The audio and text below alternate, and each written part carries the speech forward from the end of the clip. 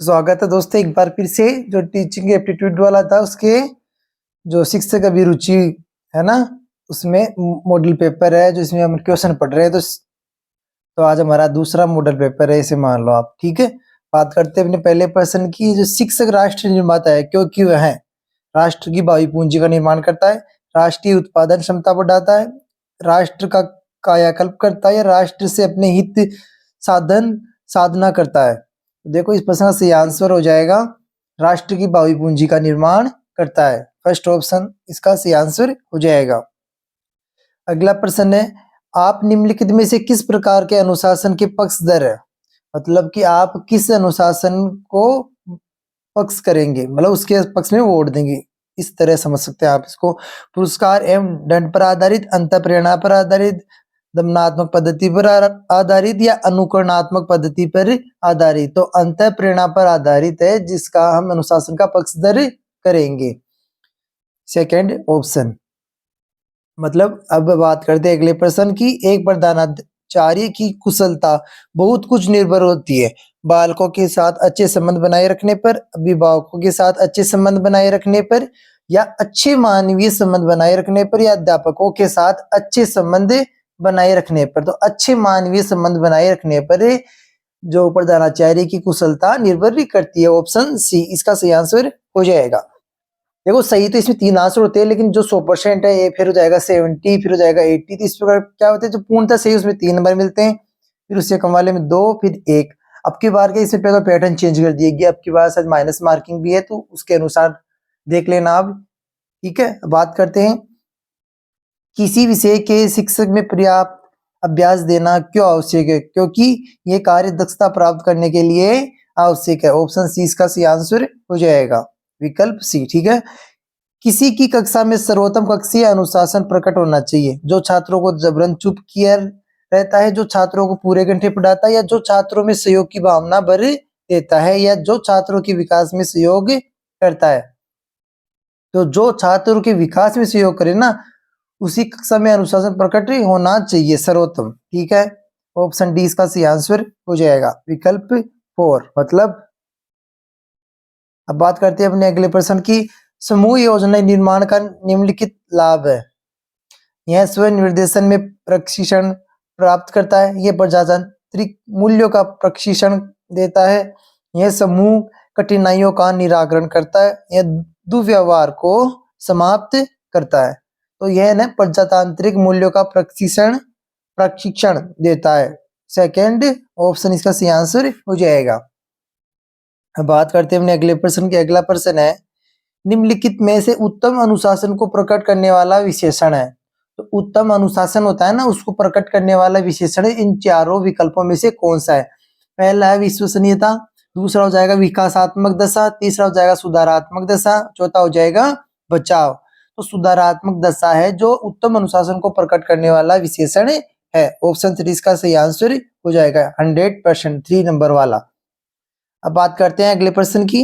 अगला प्रश्न है, टीम में खेलते समय खिलाड़ियों में कौन सा गुण होना सबसे अधिक महत्वपूर्ण है? सहयोग का, प्रतिस्पर्धा का, हुनर का और चुस्ती का। तो जो एक खिलाड़ी है तो टीम में खेलते हैं तो उसमें कौन सा गुण सबसे अधिक महत्वपूर्ण होता है? देखो सहयोग का गुण अधिक महत्वपूर्ण होता है प्रतिस्पर्धा, हुनर और चुस्ती के मुकाबले। फर्स्ट विकल्प इसका सही आंसर हो जाएगा सहयोग वाला। एक टीम उसी में तो बनती है जिसमें सहयोग की भावना हो। अब बात करते हैं अगले प्रश्न की है। प्राय देखा गया है कि शहरों में व्यक्ति अपने आप में सिमट कर रह गया। आपकी राय में इसका क्या कारण है?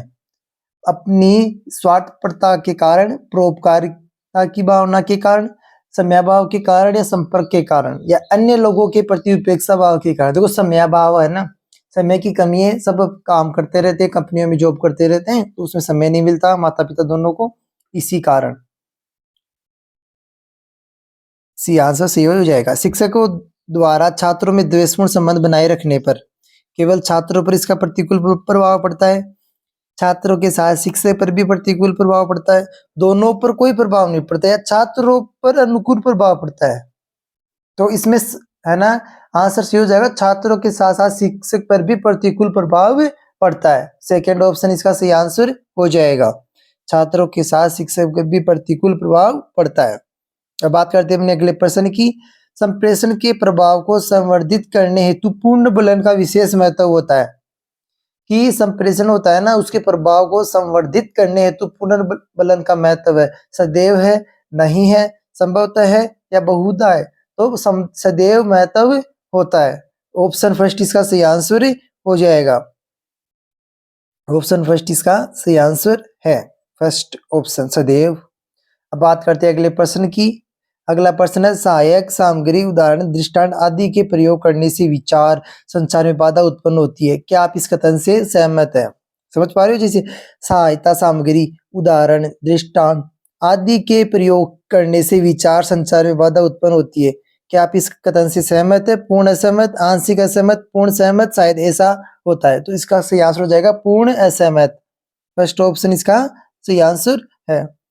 अब बात करते हैं अपने अगले प्रश्न की। अगला प्रश्न है, अभिकर्मित अधिगमन द्वारा कुछ विषय को बालक स्वतः अध्ययन कर समझ सकता है। क्या आप इस कथन से सहमत है?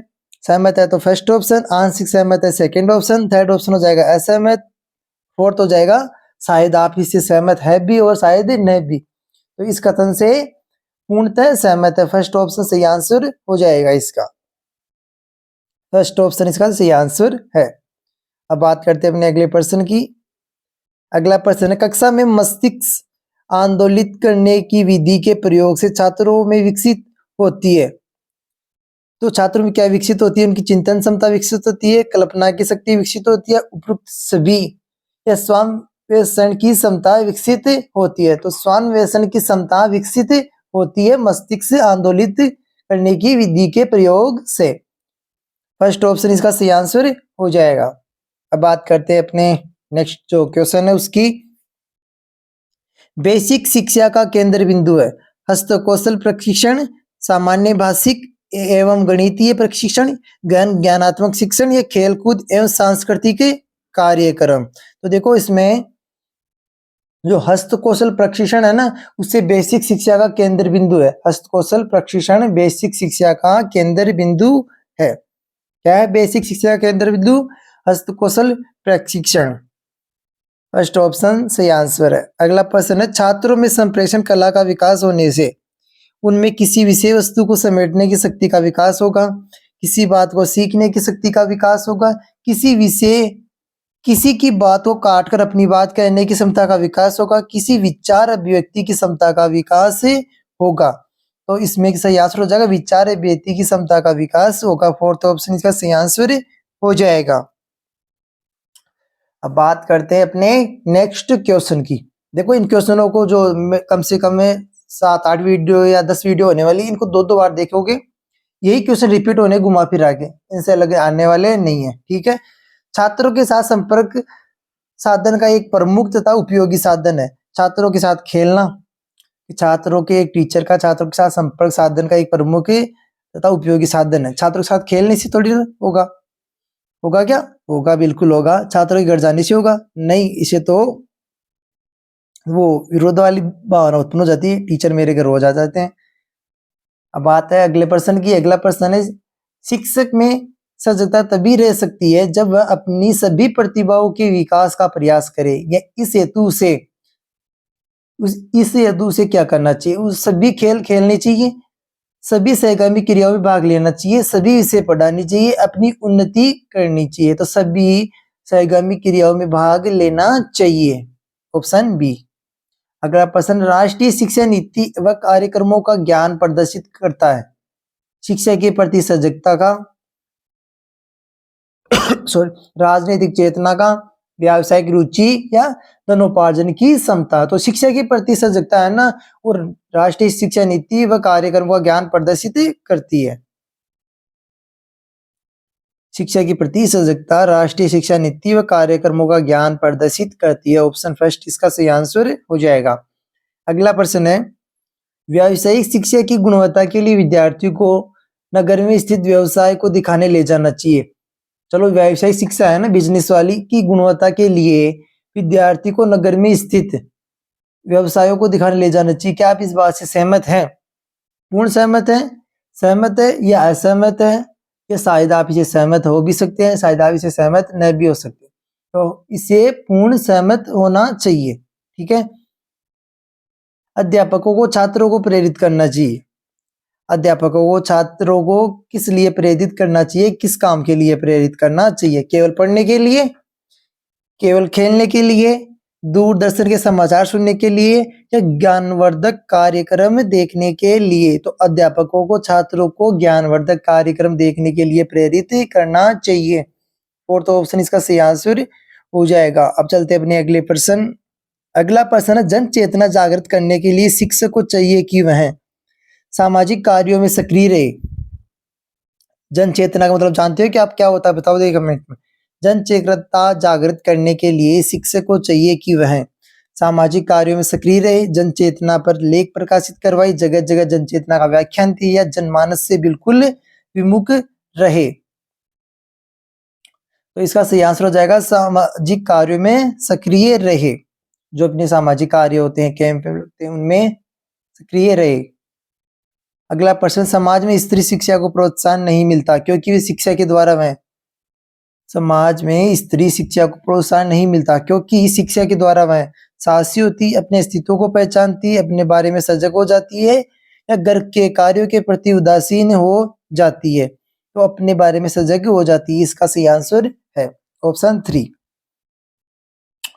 अगला प्रश्न है, छात्रों को दिशा प्रदान करने में अध्यापक की असीमित क्षमता होती है क्योंकि छात्रों को दिशा प्रदान करने में अध्यापक की असीमित क्षमता होती है क्योंकि बालक आज्ञाकारी होते हैं, माता पिता को अवकाश नहीं होता, माता पिता का अध्यापक में विश्वास होता है। तो थर्ड ऑप्शन है ना, माता पिता का अध्यापक में विश्वास होता है, ये इसका सही आंसर हो जाएगा। थर्ड ऑप्शन इसका सही आंसर है। बात करते हैं अगले प्रश्न की। अगला प्रश्न है, यदि आपको ऐसा लगे कि छात्र ज्ञान में नवीनतम है तो आप अपनी त्रुटि स्वीकार करेंगे, छात्र की सूचना को गलत बताएंगे, छात्र की प्रशंसा करेंगे, छात्र के समक्ष उदाहरण प्रस्तुत करेंगे। देखो, कोई छात्र ज्ञान में नवीनतम है ना, तो उसकी प्रशंसा करेंगे, छात्र की प्रशंसा करेंगे। ठीक है, ऑप्शन 3।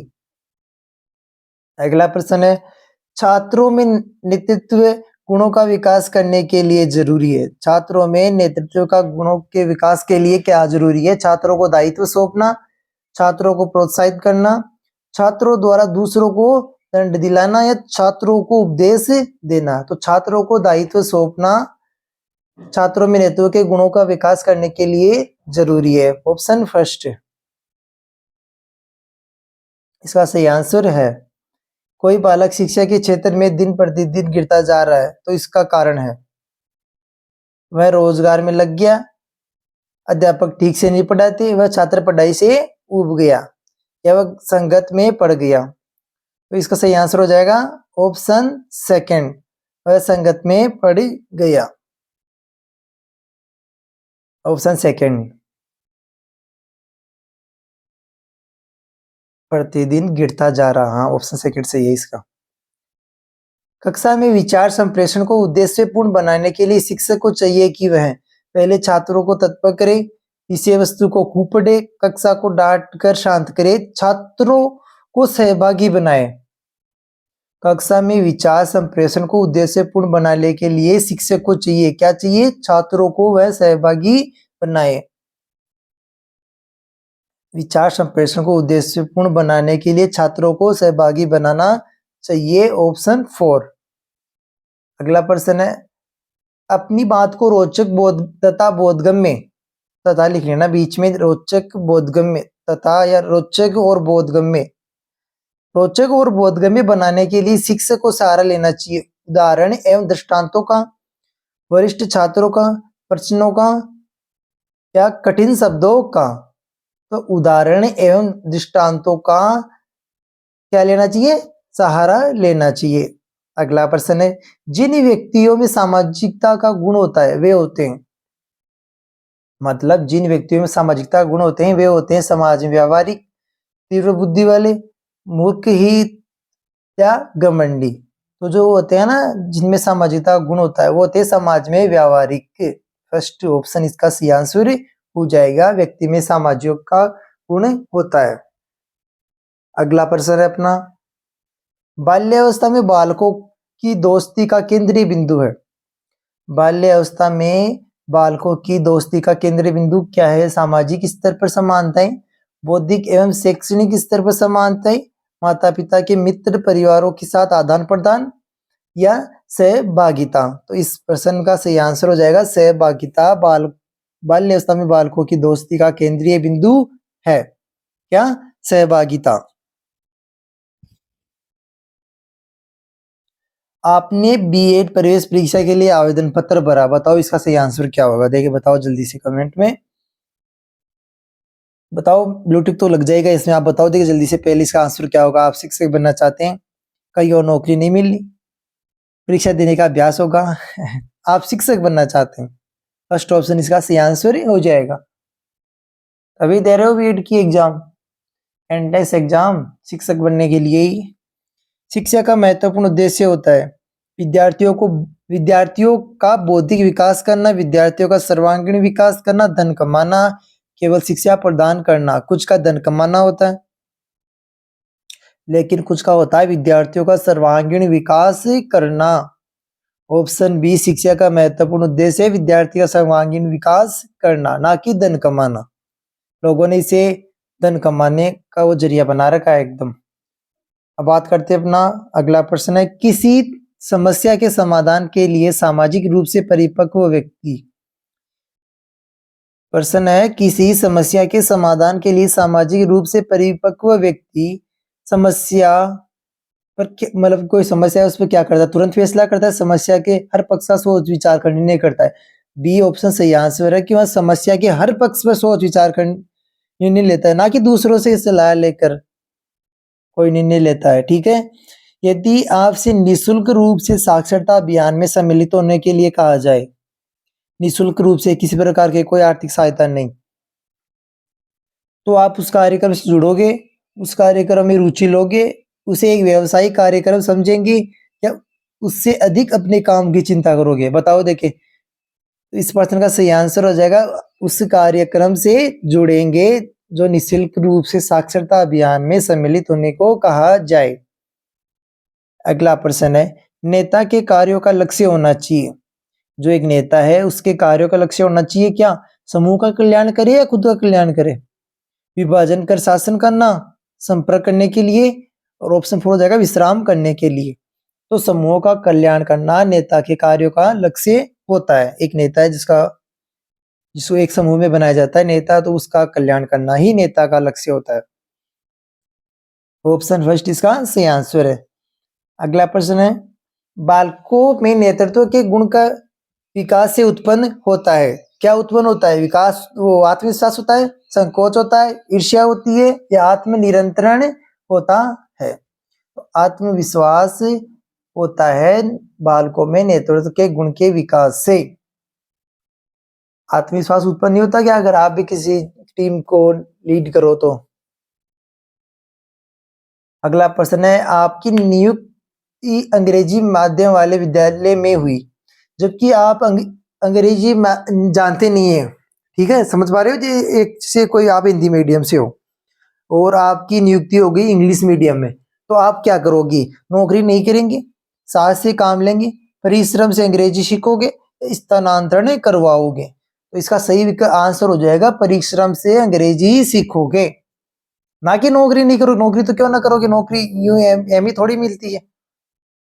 अगला प्रश्न है, सीखना एक प्रक्रिया है जो कि कक्षा तक ही सीमित है, कक्षा तथा परिवार तक सीमित है, प्रत्येक स्थान एवं प्रत्येक समय पर होती है, केवल विशिष्ट संस्थाओं में होती है। तो इस प्रश्न का क्या आंसर होगा बताओ देखिए। क्या शिक्षा आप कक्षा से सीखते हैं या परिवार से सीखते हैं? प्रत्येक स्थान या प्रत्येक समय पर होती है। देखो, ये प्रत्येक स्थान प्रत्येक समय पर होती है, सीखने वाला आप किसी हर चीज से सीख सकते हो। अगले बात करते हैं, कक्षा में अलग रहने वाले छात्र के लिए आप क्या करेंगे? आगे बैठाएंगे उसे, कक्षा में उससे प्रश्न पूछोगे, उसे डांटोगे, जिम्मेदारी का कार्य दोगे, या सामूहिक गतिविधियों में भाग लेने को कहोगे? तो जो ऑप्शन 3 है ना, सामूहिक गतिविधियों में भाग लेने के लिए कहेंगे, ताकि वो उन जो स्टूडेंट होते हैं ना उनसे अच्छी दोस्ती कर सके। ठीक है, ऑप्शन 3 इसका सही आंसर हो जाएगा। अगला प्रश्न है, सीखने के लिए प्रोत्साहन किस प्रकार से पैदा होता है? सीखने के लिए प्रोत्साहन किस प्रकार से पैदा होता है? सहपाठियों से प्रेरणा प्राप्त करके, अगला 90 ला रहा, आप भी 90, बचपन की प्रारंभिक प्रक्रियाओं से, विद्यालय में सीखने की प्रक्रियाओं से, अध्यापक एवं छात्र के बीच अच्छे संबंधों से। तो सहपाठी से प्रेरणा प्राप्त करके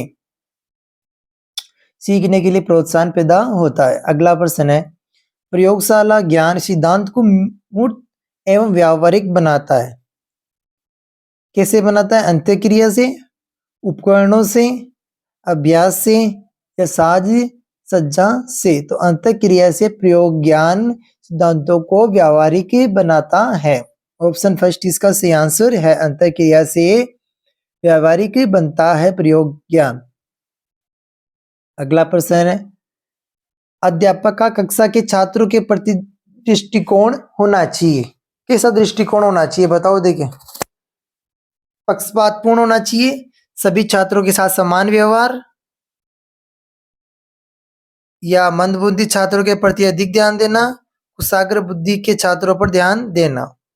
इस प्रश्न का सही आंसर क्या होगा? सभी छात्रों के साथ समान व्यवहार करना। आप एक अध्यापक है, आप किसी एक छात्र को थोड़ी आगे बढ़ाओ दोगे। आपका जो लक्ष्य होता है सभी छात्रों को साथ लेकर चलना। ठीक है, अगला प्रश्न है, अच्छे मानवीय संबंध बनाने का सबसे अच्छा तरीका क्या है? दूसरों की भावनाओं को समझना, मित्रों को उनके कठिन समय में सहायता करना, हमेशा अपनी समस्याओं के बारे में दूसरों को बताना, या मित्रों से बार बार मिलते रहना। दूसरों की भावनाओं को समझना ही अच्छे मानवीय संबंध बनाने का सबसे अच्छा तरीका है।